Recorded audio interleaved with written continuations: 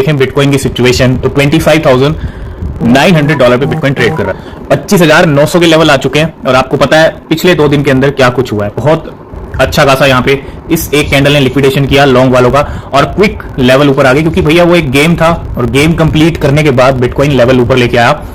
जो लेवल यहां से एक्सपेक्ट कर रहे थे बहुत सारे लोग, लेकिन ऐसा नहीं हुआ। बिटकॉइन ने पहले लॉन्ग वालों का सफाया किया और मार्केट जब भी कोई मूव लेती है तो कुछ ना कुछ यहाँ पे लिक्विडेशन करके लेती है, ठीक है। तो 25,915 का लेवल है, 24,901 का लो लगा चुके हैं, 24,800 का लो लगा हुआ है जून मंथ का, उसको ब्रेक नहीं किया बिटकॉइन ने और 26,600 तक अगर आप देखो तकरीबन कल रात को लेवल पहुंच गए। अभी अगर हम देखें तो बिटकॉइन की जो सिचुएशन है वो चल रही है इस टाइम पे 25,900 पे। अब आज की डेट बड़ी इंपॉर्टेंट है, काफी दिन से हम बात कर रहे हैं इस डेट के बारे में और आज है 13। और ये डेट इतनी इंपॉर्टेंट क्यों है? क्योंकि आज इवनिंग में क्या आएगा? CPI data. और इस मंथ का सीपीआई बड़ा इंपॉर्टेंट है क्योंकि एक तो मंथ क्रूशियल है, ऊपर से क्या सीपीआई इस बार बढ़ के आएगा या इस बार भी कम आएगा। और कम आएगा तो अच्छी बात है, और ये लास्ट मंथ भी हो सकता है अगर कम आता है तो, ठीक है, क्योंकि 2% तक का टारगेट है।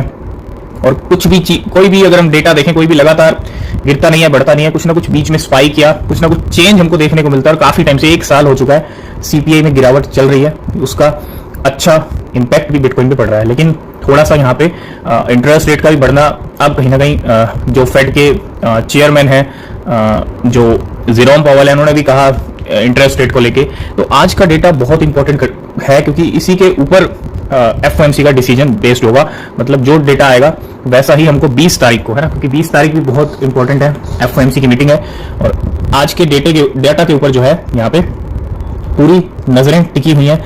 जो आएगा वही डिसीजन, वैसा डिसीजन 20 तारीख को एफओएमसी की मीटिंग में भी आएगा।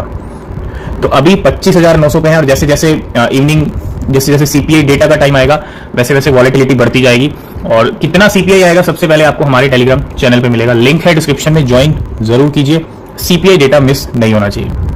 तो बात करेंगे आज के सीपीआई डेटा के बारे में, कितना सीपीआई आना चाहिए, कितना ठीक रहेगा बिटकॉइन की अच्छी सिचुएशन के लिए। तो इस बार का जो फोरकास्ट है वो 3.6% का है। जी हाँ, 3.6%। आप अगर पिछले कुछ सीपीआई देखोगे, अगर आप पिछले कई महीनों के सीपीआई देखोगे तो जितना फोरकास्ट है उससे कम आया है, ठीक है। अगर आप यहाँ पे देखो पिछले मंथ का 3.3% था, लेकिन 3% तक सीपीआई आ गया पिछले मंथ का। इस बार 3.6% का फोरकास्ट है और पिछले मंथ का 3.2% आया था और उससे पहले 3% आया था। अगर मैं जुलाई की बात करता हूँ, ठीक है, जो जुलाई में आया था जून मंथ का। अब की बार जो फोरकास्ट है वो 3.6% का, यानी सीपीआई 3.6% से कम आना चाहिए। चाहे तो अगर ये सीपीआई अब गैप ज्यादा होगा तो अच्छी बात है। देखो अगर 3% आता है तो बड़ा अच्छा गैप है, 3.6 से सीधा 3%, और 3% ऑलरेडी 3.2% तक पहुंच चुके हैं, 3% भी आ चुका है। लेकिन अगर और नीचे आता है यानी 2.8%, 2.5% ये नंबर आ जाते हैं, मतलब अच्छी खासी और गिरावट इसमें देखने को मिलती है, तो बिटकॉइन में जंप लग सकता है और वापस हम 2930 के लेवल पे भी पहुंच सकते हैं, ठीक है। लेकिन अगर 3.6% से ज्यादा आता है, 3.8% या 4%, ठीक है, तो सिचुएशन बिटकॉइन के लिए ठीक नहीं रहेगी। तो वेट करेंगे यहाँ पे सीपीआई का, और जब सीपीआई आता है तो उस टाइम पे ना मार्केट की जो सिचुएशन होती है वो थोड़ी न्यूट्रल में रहती है, उसके बाद इंपैक्ट पड़ता है सीपीआई नंबर्स का, कुछ देर के बाद या कुछ घंटों के बाद, है ना। जो अच्छा नंबर आएगा तो पॉजिटिव इंपैक्ट बाद में देखने को मिलेगा, लेकिन बैड नंबर आएगा तो नेगेटिव इंपैक्ट भी बाद में देखने को मिलेगा। हो सकता है इमीडिएट आपको रिजल्ट देखने को ना मिले, क्योंकि मार्केट ज्यादा तेज है, ठीक है। क्योंकि जैसे ही नंबर आते हैं ना सीपीआई के, वैसे ही ट्रेड्स लग जाते हैं कि भैया ये नंबर आया अब तो नीचे जाएगा, और तो ऐसी जल्दबाजी मत कीजिएगा, थोड़ा वेट करेंगे और मार्केट की सिचुएशन को समझेंगे, उसके बाद कोई डिसीजन लेंगे। अभी फिलहाल 3.6% से सीपीआई कम आना चाहिए अगर बिटकॉइन के लेवल हम और ऊपर देखना चाहते हैं तो। नेक्स्ट अपडेट है यहाँ पे एक्सआरपी रिपल को लेके। 31 मिलियन एक्सआरपी जो $15 मिलियन के हैं, ये ट्रांसफर हुए हैं unknown wallet to Bitstamp exchange के ऊपर। तो एक्सआरपी रिपल को लेके पिछले कुछ दिनों से अच्छे मूवमेंट चल रहे हैं और 31 मिलियन रिपल फिर से मूव हुए हैं बिटस्टैम्प के ऊपर। नेक्स्ट हम बात करेंगे एक और हैक न्यूज के बारे में, और बैक टू बैक जो है क्रिप्टो पे ये अटैक्स हो रहे हैं, और ये थोड़ा सा एक प्रॉब्लम वाली बात भी है ना।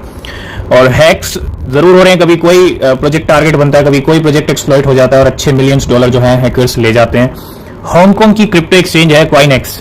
अब CoinEx suffer hack at least $43 million lost.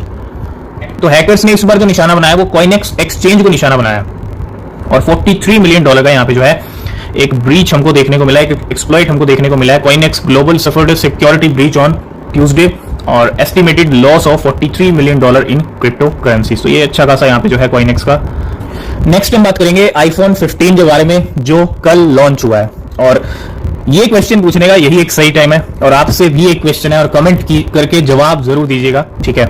आज हम जानेंगे आईफोन 50 की cost versus Ethereum and bitcoin, मतलब बिटकॉइन और इथेरियम के आगे आईफोन 15 का क्या वैल्यू है।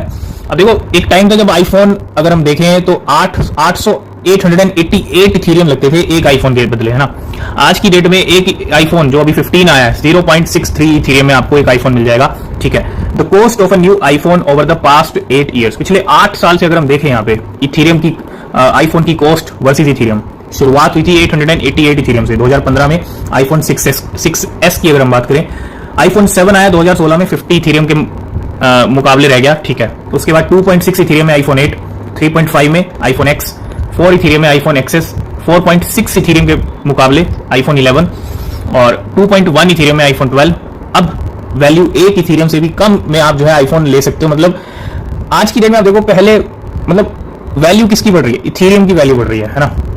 और 0.3 इथेरियम में आईफोन 13, 0.7 इथेरियम में आईफोन 14 और 0.63 इथेरियम में आईफोन 15। जी हाँ, 0.63 इथेरियम में आज की डेट में वैल्यू रह चुकी है आईफोन की। जो नया मॉडल अभी लॉन्च हुआ है, ठीक है, आईफोन 15, 0.63 इथेरियम। तो आप देखो कहां से शुरुआत हुई, कहां तक आ चुके हैं।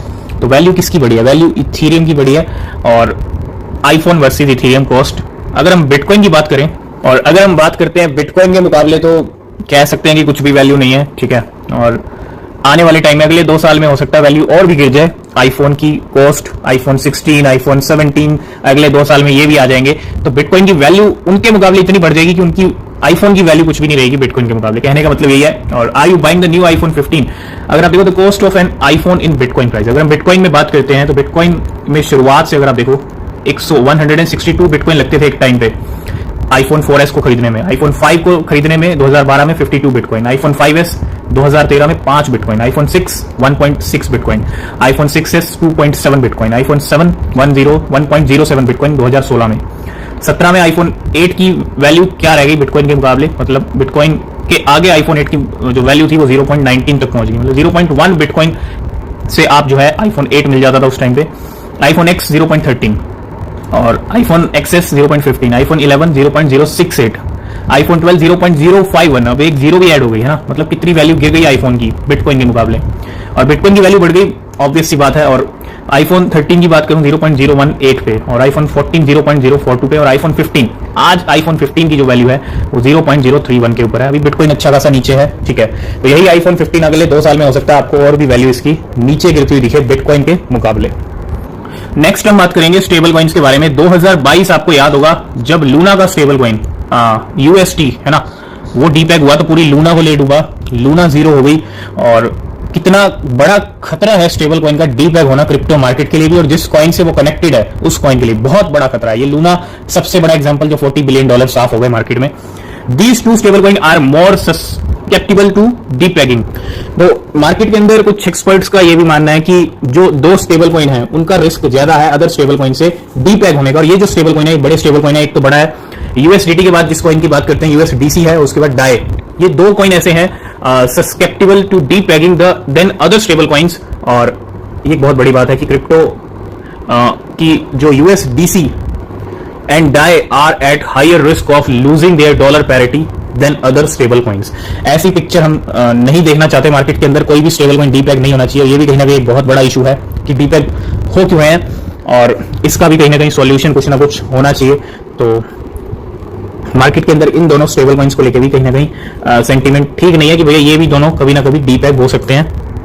नेक्स्ट हम बात करेंगे इंजन के बारे में। आप देख रहे होंगे इंजन में पिछले 2 दिन में कुछ फ्लक्चुएशन हमने देखे, या पिछले अगर हम हफ्ते 10 दिन की बात करें इंजन में फ्लक्चुएशन दिखे हैं। और रीजन भी है यहाँ पे, engineers mark your calendar, the engine blockchain is finally launching on September 13, यानी आज की डेट है। और आप देखो क्या इंट्रोड्यूस किया यहाँ पे, खुद की ब्लॉकचेन है ना, और एक बहुत बड़ी अनाउंसमेंट यहाँ पे। और आज इंट्रोड्यूसिंग इंजन ब्लॉकचेन, और ये आज जो है यहाँ पे फाइनली लॉन्च होने वाली है। तो आज कहीं ना कहीं इंजन के लिए बड़ा दिन है, लेकिन आज एक्सपेक्ट मत कीजिएगा बड़े जंप की, ठीक है। बाद में इंपैक्ट देखने को मिल सकता है। जिस दिन इवेंट होता है उस दिन कुछ नहीं होता, इतना तो आप समझ ही गए होंगे मार्केट में। और लास्ट एंड फाइनल अपडेट है शिबा इनू को लेके। शिबेरियम ने यहाँ पे बड़ा माइलस्टोन हिट कर लिया 2 मिलियन ट्रांजैक्शंस का इन 15 डेज, और as daily transaction exceed 2 lakh है ना, मतलब ट्रांजेक्शन्स अगर मैं शिवेरियम नेटवर्क की बात करता हूं अब तक 2 मिलियन ट्रांजेक्शन्स हो चुके हैं, उससे ज्यादा हो चुके हैं, ठीक है। और ये बहुत बड़ा माइलस्टोन है इतने कम टाइम के अंदर शिवेरियम का। और ये शिवेरियम का जो अच्छा पुश देखने को मिल रहा है ये शिबा इनू के लिए काफी अच्छा है ना। तो आज की इस वीडियो को करते हैं यहीं पे एंड, और वीडियो अच्छा लगा लाइक शेयर कमेंट कीजिएगा। कोई भी क्वेश्चन कोई भी सवाल है तो पूछ सकते हैं। और किसी भी क्रिप्टो में अगर आप इन्वेस्ट कर रहे हैं तो हमेशा अपनी रिसर्च करें, वो बहुत जरूरी होती है, क्योंकि क्रिप्टो मार्केट एक रिस्की मार्केट है, यहाँ रिसर्च और आपका डबल श्योर होना बहुत ज्यादा जरूरी है। तो आज की इस वीडियो को करते हैं यहीं पे एंड, और मिलते हैं नेक्स्ट वीडियो में। तब तक के लिए बाय बाय, टेक केयर।